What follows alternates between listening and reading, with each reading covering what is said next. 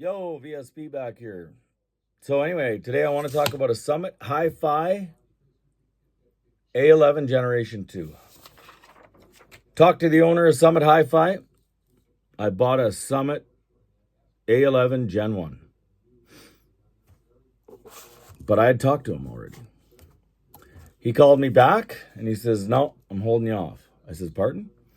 He says, "On Wednesday, I am going to have the Generation 2. And I was buying Gen 1. I don't know if I said Gen 2, and if I did, I didn't mean to say that. Anyway, the order didn't come in on Wednesday. It came in about a week later. Of course, this is manufactured in China, just like a Tone Winner or whatever. Like, I looked at the Marantz.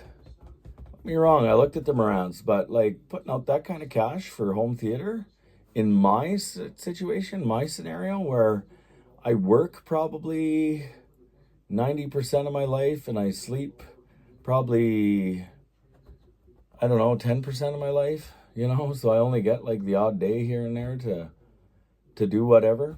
I wasn't going to go and spend Marantz money, as I call it, Marantz tax.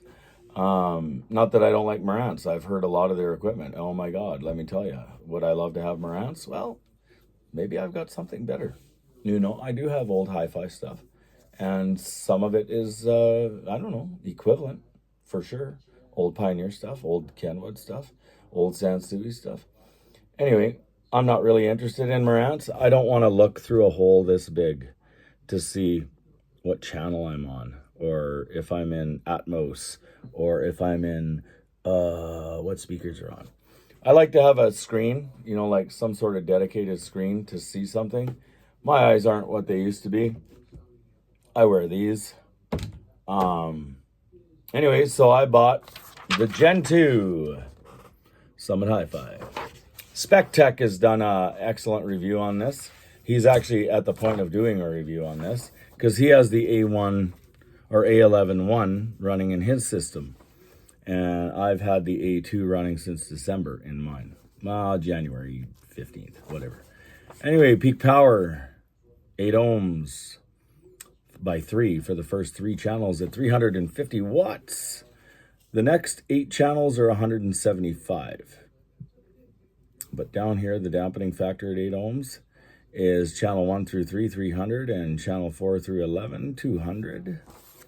And it's got your XLRs on the back, your RCAs, whatever you want to hook it up with. I would have preferred to get a processor, but let's get real. I already had a VSX LX 505 Pioneer. That's a 9.2. I've got it running in 7.12 or 7.21 or whatever the hell it is. 2 subwoofers and 9 speakers. And to be honest with you, my area that's plenty enough speakers. Do I have more speakers to hook up to it? Yeah. None of them match the dB rating.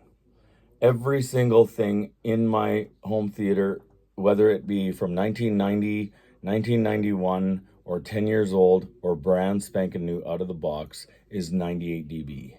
My 2 front speakers are JBL CF 150s. They were manufactured in 1990. They are spectacular. They are what JBL used to be. They're actually rated as, if you look them up, one of the most underrated speakers of that year.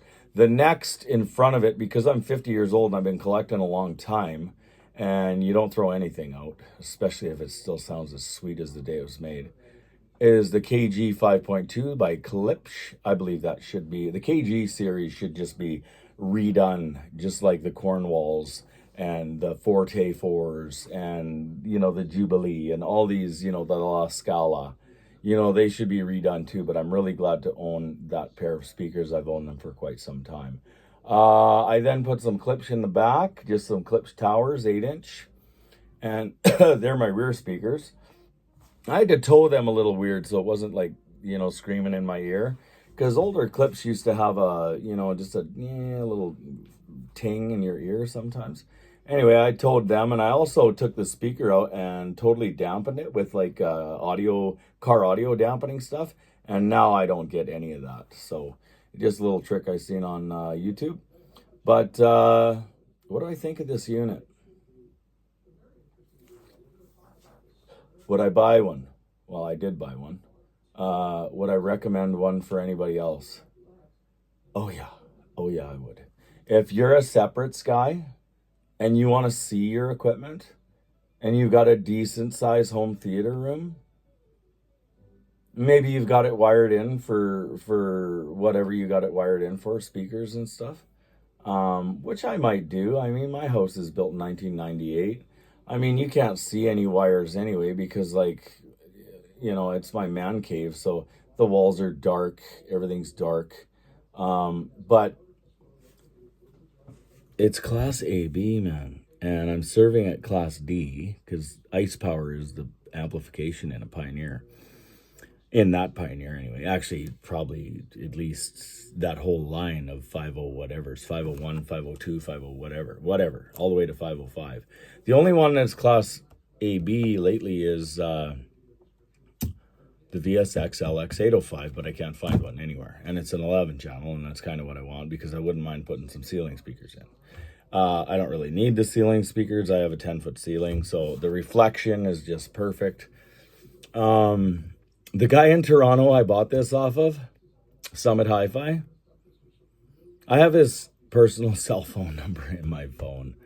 That is what I think of this man. Like, spectacular.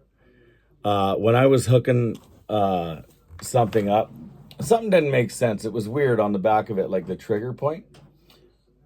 I just didn't get it 100%. And I had never hooked up anything like this. Like, don't get me wrong, I'd hooked up stuff with triggers, but it just kind of had me baffled because I was trying to do this and trying to do that. And I had it right. I just realized that I had to go into my Pioneer and turn the triggers on. So I was like, yeah, fuck, I feel like a retard. Meanwhile, I'm on the phone with the owner of the company, and he's trying to walk me through it. From Toronto. I live in Alberta. On FaceTime. This guy's spectacular. If you want anything cool, and he's an SVS dealer, he's a Tone Winner dealer, he's got a whole bunch of stuff. He showed me some of the stuff that he owned, that he had for sale in his basement, and I'll tell you right now, man, it's like the coolest, well, it's one of the coolest memories I'll ever have of a FaceTime chat in my life. Anyway, that's all I really got to say about that. Would I recommend it to anybody? Well, I wouldn't just recommend it. I'd fucking recommend it. You know what I mean? Like, it's $2,450 or something. I can't remember exactly what I paid, but like, I priced it out to a Marantz, which was like $7,000, and that's Canadian. So in America, that's $5,000 versus like 2,000. Like, you know what? Home theater, it sounds spectacular. I don't know about Marantz. I'm not bad-mouthing Marantz. I don't know. But I love Pioneer, and I love this Summit Hi-Fi, and I wouldn't steer anywhere. Like, I like to not spend a whole shit ton of money on stuff that I'm buying when I can get a better deal on it, or get a better deal on a different product that is maybe meets, maybe almost meets, maybe exceeds. I don't know, maybe. Either way, Summit Hi-Fi, Toronto. As an Albertan, we don't typically like Ontario, but this is the only guy in Ontario that I like. Well, there's another guy too. Gibby's Electronics, Sean there, he's pretty good. But check it out, Summit Hi-Fi.